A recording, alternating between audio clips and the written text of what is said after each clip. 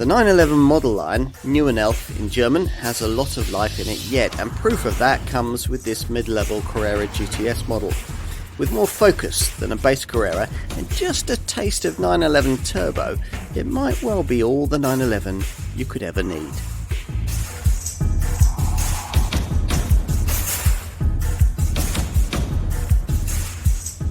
GTS, or Gran Turismo Sport branding, has long been a Porsche staple.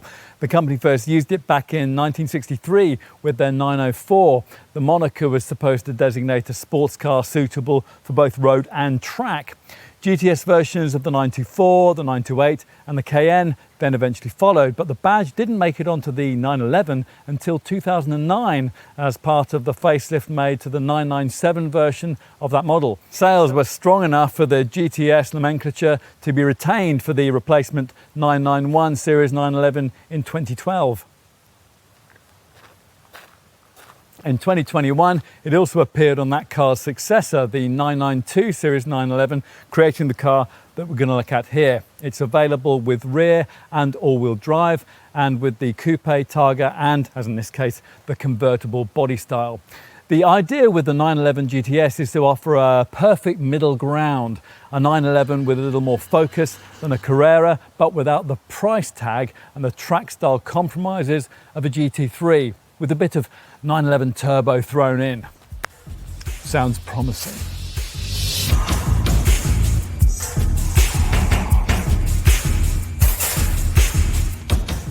The badge letters here might suggest a close relationship with the 911 GT3, but if you could lift the engine cover, that would reveal a DNA much closer to more mainstream 911s. Instead of the GT3's normally aspirated 4-litre power plant, the flat 6 in use here is basically the same 3-litre twin turbocharged unit that you get on the next model down, the Carrera S. Here though, it's been retuned to make 480 horsepower, that's 30 horsepower more, which 2 911 generations ago was the output that you would have been served up by a 997 series 911 turbo.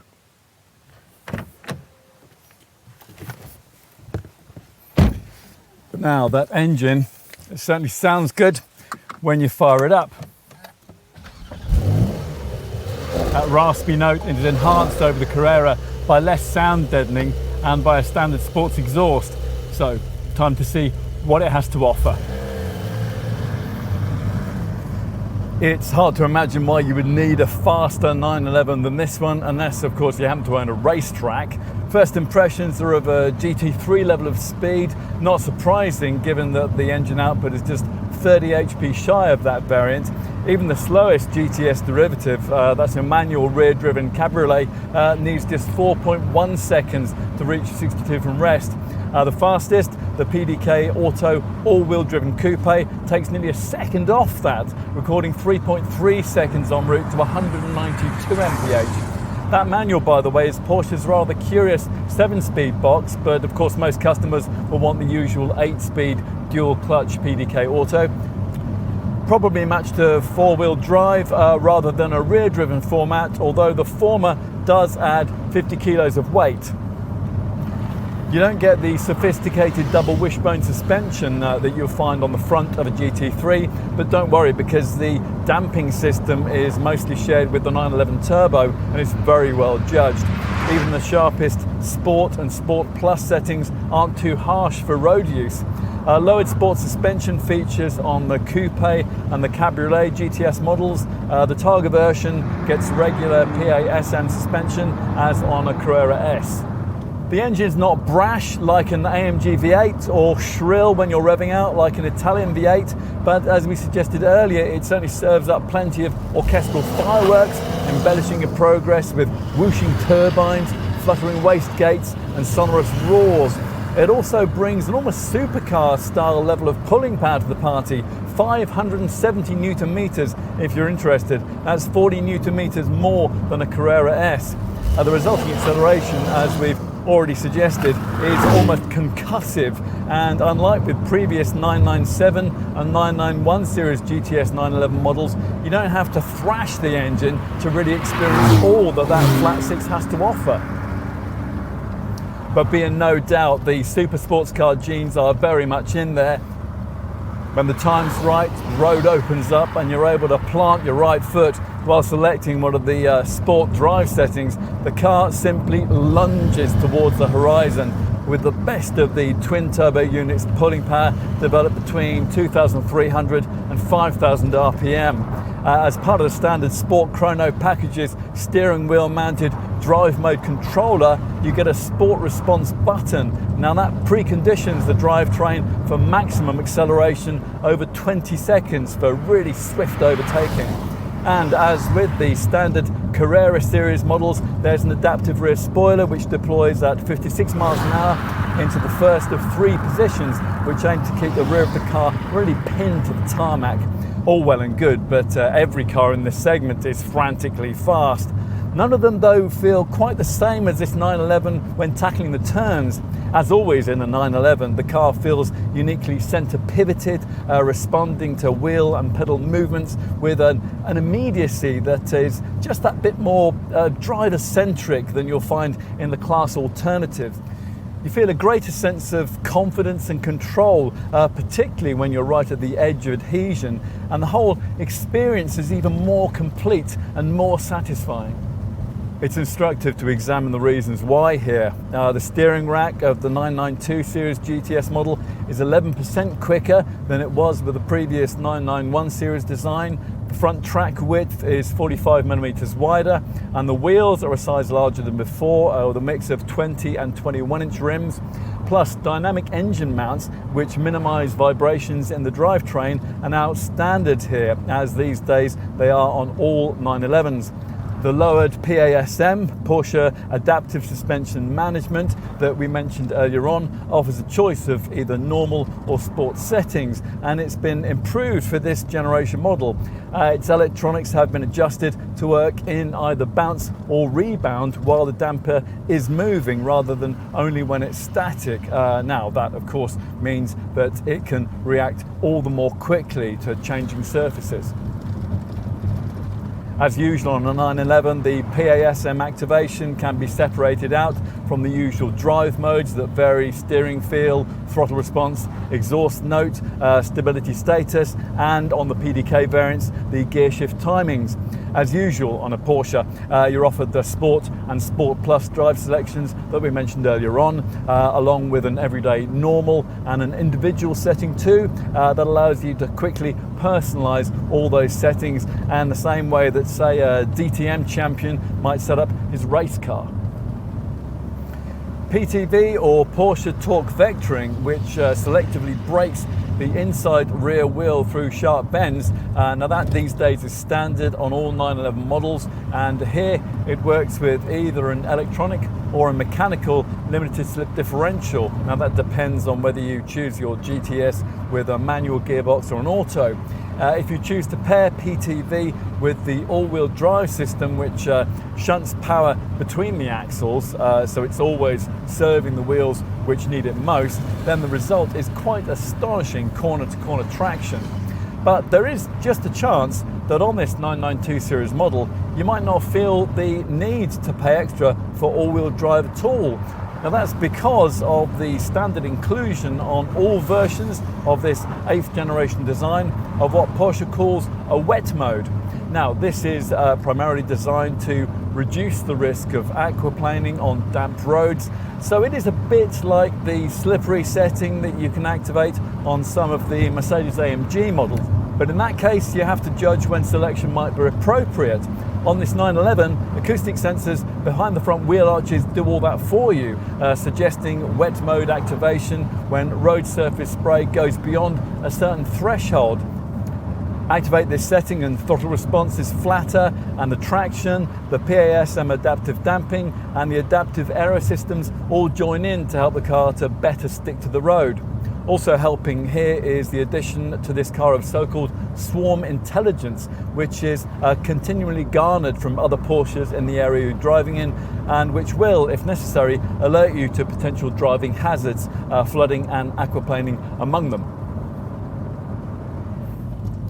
More effective handling stability in all conditions can be delivered in Carrera GTS series models by optioning in 2 key dynamic extras. These have to be ordered together, by the way. These have been carried over from the later versions of the previous 991 series model.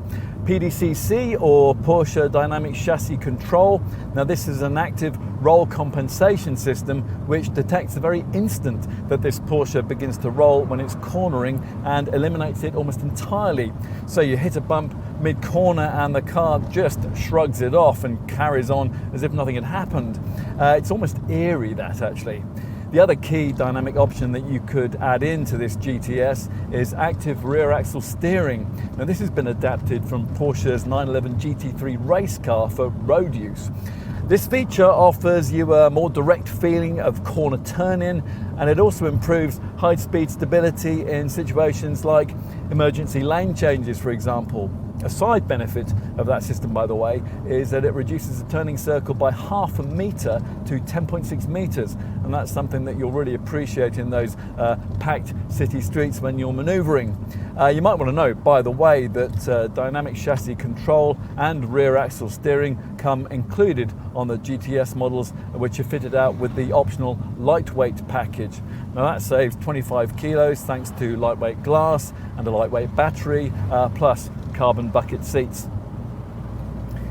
We just mentioned urban driving. Well, this car feels more high street friendly than its obvious super sport segment rivals, but you'd still benefit from the optional front axle lift system. This raises the nose of the car by 40 millimeters at speeds of up to 21 miles an hour to help you to clear speed bumps more easily, particularly given the fitment of this lowered suspension setup actually.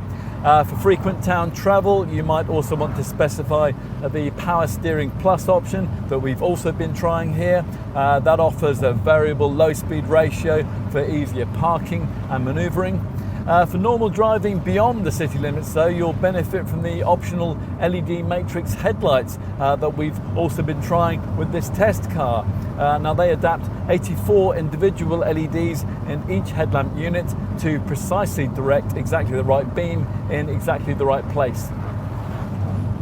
What about highway use? Well, in keeping with a remit that has to see this model fit for purpose as a Grand Touring GT as well as an out-and-out sports car, Porsche has improved the high-speed refinement this time around, tyre roar being particularly improved, but other rivals still do the whole GT thing better and more quietly, if that's ultimately all you really want. The brand does now at least allow you to option in an adaptive cruise control system. This works with the company's inner drive setup, which is able to automatically adapt your speed based on GPS and topographical data.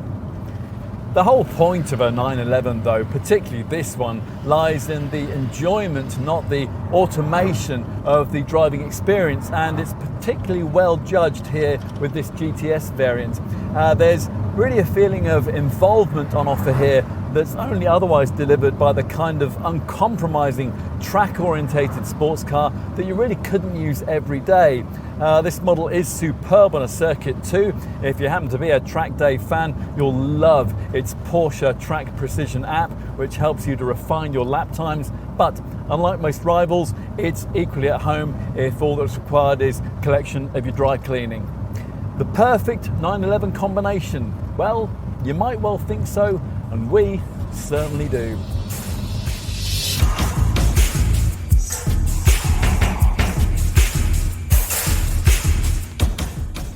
All 911 GTS models get the brand's Porsche design package. This gives you darkened headlight and daytime running light surrounds. And the black finish, which is used for the GTS badging, also features on the front spoiler lip and on the centerlock alloy wheels.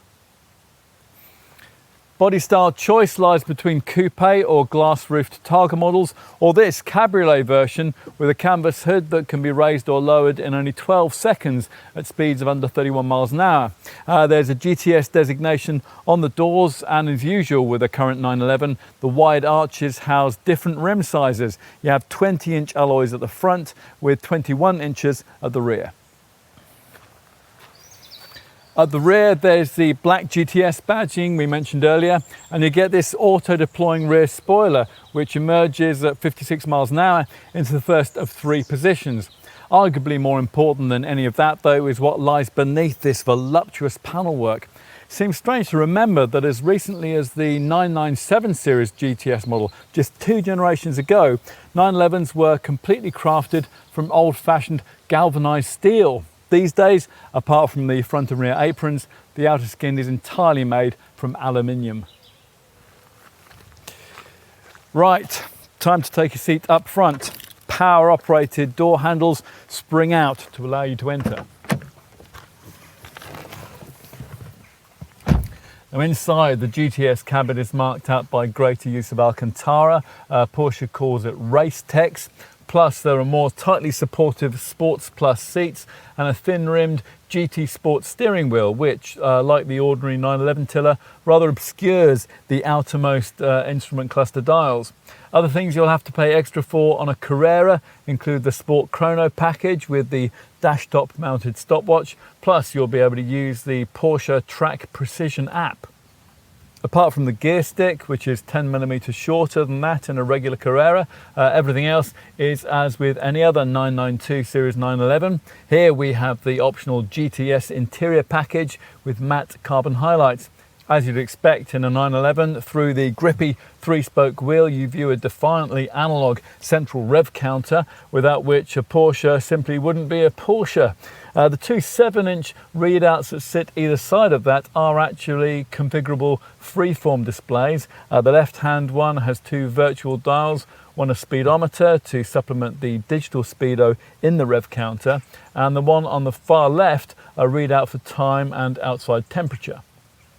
More of what you'll want though lies on the right hand side of the rev counter gauge. The whole of the screen on this side can show GPS mapping, or it can subdivide into 2 virtual dials to mirror those to the far left of the binnacle. The smaller far right hand one shows engine temperature and fuel, while the larger one next to the rev counter is configurable via steering wheel buttons, and that shows either a stopwatch, G-forces, tyre pressures, a gear shift assist screen, performance torque graph, drive modes, engine temperatures with pressures, and finally trip data. You can also use the steering wheel buttons to select an available track view layout, which distills information covered by screens on both sides of the rev counter down to only what you really need to know.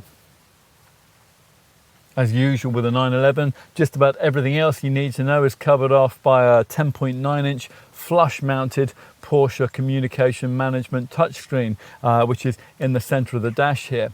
This has a right-hand vertical menu with home, nav, audio, phone and car sections. Alternatively, you can customize the screen layout with big widgets. Here, for example, we have phone, radio and map. Swipe left for more options and you'll come to a screen of selectable icons. That includes all the main options on the right hand menu bar, plus others for things like a calendar, weather, news and the car's Sport Chrono stopwatch system. The main section you'll be using is car, which is divided into drive and trip functions. Drive is your dashboard for dealing with drive modes, auto blip for gear shift change downs, the throaty status of that sports exhaust, the position of the rear spoiler and the chassis setting, which is sport or track. Cabin practicalities are inevitably limited. There's a big glove box and a shallow lidded storage area between the seats here with twin USB-C ports. Other than that, you're limited to ticket clips in the sun visors and this single, rather ugly central cup holder. Now, with some rival super sports cars, Aston Martin's Vantage or McLaren's GT, for example, this is where we'd be finishing our tour of the cabin. But the 911 has its reputation as the most practical model in its class to uphold, hence the continued inclusion of the 2 small rear seats. It's yet another thing that makes this car so usable. Now, you tug on these lovely little stitched seat side straps to pull forward the front seat backs and gain entry to the rear. Bear in mind though that unless you've splashed out on optional full electric adjustment for these front chairs, you'll have to return them to their original position manually after you've moved them forward. Oh, well, once inside, it's predictably very cramped back here, but you put up with it in preference to a rainy walk back from the pub, and two small children will be fine over relatively short distances. Porsche says that in developing this 992 series model, it redesigned these rear pews with a wider seat cushion and a backrest that's 20mm higher, but they still leave you in an uncomfortably upright position, and of course there's next to no legroom. Still, you could barter with those folk up front to help you there. Not much can be done though about the crippling lack of headroom with the roof up. This car may be 4mm taller in 992 series guys, but as an adult back here, you'd have to be a very short car and driving presenter indeed to avoid bashing your head against the roof lining. All of which means you'll mainly be pressing these rear chairs into service for the carriage of jackets and designer shopping bags. Or kids, of course. If it's your weekend to have the grandchildren, you'll be very pleased to find that a child seat will just about fit into the Isofix mountings that are provided either side of this transmission tunnel. The seat backs also split and fold down flat, and that allows you to carry longer items of luggage, a set of golf clubs for example. Having this extra space for potential bag stowage is important, given that, as with any super sports car, trunk space is at a bit of a premium. Having that extra space for potential bag stowage is important, given that, as with any super sports car, trunk space is at a bit of a premium. The mid-engine configuration of Porsche's 718 Boxster and Cayenne models free up space for a rear boot compartment, but of course with this twin-turbo 3-litre 6 slung out the back here, you don't get that with a 911, just this flap here that rises to reveal the engine plaque and access to various service reservoirs. Which means anything you can't fit inside therefore has to go into this compartment just beneath the sculpted bonnet. This is 132 litres in size, regardless of your chosen 911's rear-driven or four-wheel drive status. That's 13 litres less than you got in the previous generation 911 Carrera GTS, but 7 litres more than was offered by the previous 911 GTS Carrera 4. Either way, it's not very big. A front-engined rival like Advantage would give you vastly more luggage room. Still, at least the area is quite deep, which means it's large enough to swallow a typical carry-on flight bag, perhaps a couple of soft bags, or maybe the proceeds from a mid-level supermarket excursion. Plus, loading's easy because the nose here is quite low. Tucked into this LED lit space is an emergency warning triangle and a get you home puncture repair kit. Ultimately though, you can't really make the most of what's on offer here unless you pay extra for the tailored 911 luggage set.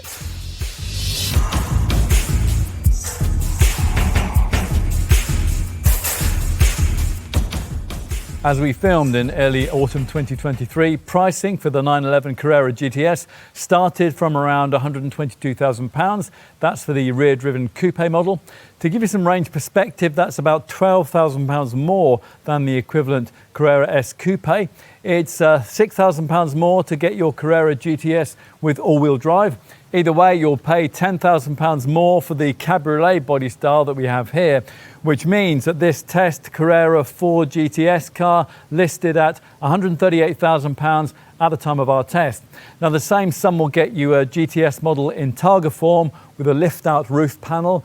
With that body style and GTS trim, you have to have all-wheel drive. Standard on GTS models is the brand's Sport Design package, which includes a bespoke design for the front and rear aprons and the front spoiler, all with black finishing. There's tinted LED headlamps, which incorporate the Porsche Dynamic Light System Plus setup. A sports exhaust system with a modified silencer and two oval tailpipe trims in black stainless steel come too. And you get PASM, that's sports suspension lowered by 10mm. And satin black finished Turbo S wheels, which are 20 inches at the front and 21 inches at the back. Inside, the cabin's trimmed in black Racetex Alcantara, which also features on the multifunction GT Sport steering wheel. There are heated sport seats plus bucket seats embroidered with a grey GTS logo. The Sport Chrono package, which you'd have to pay extra for on a lesser 911, comes as standard on this one, and that includes the usual dash top mounted stopwatch, a mode switch, the Porsche Track Precision app, and a tyre temperature display. Otherwise, it's much as you would get in a Carrera S, there being an instrument cluster with a central 10.9-inch display and two flanking 7-inch TFT screens. Infotainment is provided by the usual Porsche communication management system's 10.9-inch central monitor, including online navigation, mobile phone preparation, audio interfaces, an 8-speaker 150-watt audio system and voice control. Also incorporated is smartphone integration, including Apple CarPlay and a recent addition, Android Auto. There's usual auto-deploying rear spoiler, you get all-round park assist sensors, and there's 2-zone automatic climate control and cruise control too. The Porsche vehicle tracking system is also included. On to options. Now there's a vast range to choose from. Enthusiasts are going to want the lightweight pack. That gives you carbon fibre reinforced plastic bucket seats, lightweight glazing and a lightweight lithium iron phosphate battery. Although if you specify that, then you'll have to do without floor mats and that useful pair of rear seats. Many customers are also going to want the PCCB carbon ceramic brakes and the PDCC dynamic chassis system, which includes active roll stabilisation and active rear axle steering too. Now, active rear axle steering has been adapted from Porsche's 911 GT3 race car for road use, and it offers you a more direct feeling of corner turn-in while also improving high-speed stability in situations like emergency lane changes. A side benefit of the system is that it reduces the turning circle by half a metre to 10.6 metres, and that's something that you'll really appreciate when you're manoeuvring in packed city streets. On the subject of urban use, here we have the Power System Plus system added. That offers a variable low-speed ratio for easier parking and manoeuvring. We've also got Excite LED matrix headlights with technology which adapts 84 individual LEDs in each headlamp unit to precisely direct exactly the right beam in exactly the right place. This test car also has a few luxury features a typical GTS customer would be likely to want. You'll be tempted to spoil yourself with Porsche's Burmester high-end surround sound setup and the upgraded 18-way adjustable adaptive sport seats plus package, along perhaps with the GTS interior package we have fitted here. This test car also has a heated steering wheel, keyless entry, an ionizer and power folding mirrors. We'd want the tailored 911 luggage set too. We'd also suggest, given the lowered suspension fitted here, you tick the box for the optional front axle lift system, which raises the nose of the car by 40 millimeters at speeds of up to 21 miles an hour to help you clear those speed bumps more easily. Let's finish with a look at safety. Now, like all the latest 992 Series 911s, this one isn't exactly over-endowed with camera safety kit. There is Porsche Active Safe autonomous braking, plus lane change assist, which stops you from dangerously pulling out if there's a vehicle in your blind spot. And lane keep assist alerts you if you drift out of your lane on the highway and then subtly steers you back to where you ought to be. Now, this package combines with traffic sign recognition that reads road signs and displays them on the dash. This test car has two options that bring extra camera safety kit: a remote park assist package, which includes lane change assist, and also the Porsche InnoDrive package, and that includes active lane keeping and rear cross traffic alert.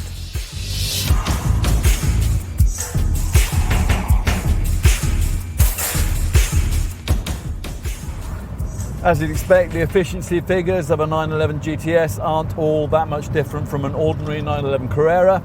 This Carrera 4 GTS Cabriolet is WLTP rated at up to 26.2 miles per gallon on the combined cycle and up to 244 grams per kilometre of CO2. The most efficient GTS package is the rear-driven coupe that manages bests of 27.2 mpg and 236 grams per kilometre of CO2. What else? Well, all 911 GTS models are covered by the brand's usual 3-year unlimited mileage warranty package, and the 911 also has 12 years of anti-corrosion cover and a 3-year paint guarantee. Insurance for a car of this power and performance is never going to be cheap. Obviously, all GTS variants attract a top-of-the-shop Group 50 rating. Still, residual value percentages are uber high. Think in the late 50s after 3 years of ownership, or even better. Do bear in mind, though, that depreciation will take a hit if you load up the car with too many unnecessary pricey extras. There's a wider dealer network than many rivals can offer, and you'll only need to visit your Porsche centre every 2 years or every 20,000 miles, whichever comes around first. There's no option to buy into a prepaid servicing package at point of purchase, but the brand does provide a fixed price servicing approach, which makes sure that you know in advance exactly what work will be carried out and at what cost.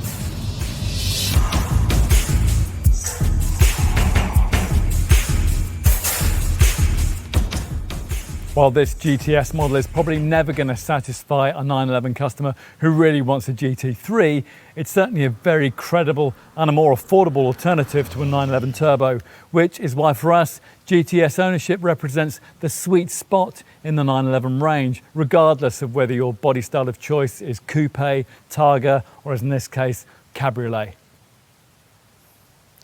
It feels more focused than an ordinary 911, and if you were to order a Carrera S with all the dynamic features fitted here, GTS ownership wouldn't actually cost you all that much more. Yes, that price is certainly considerable, but you can pay an awful lot more for a super sports car of this sort and get an awful lot less. The Gran Turismo Sport interpretation of what a 911 should be might not be your most addictive choice from the range, but as an ownership proposition, it might prove to be the most satisfying.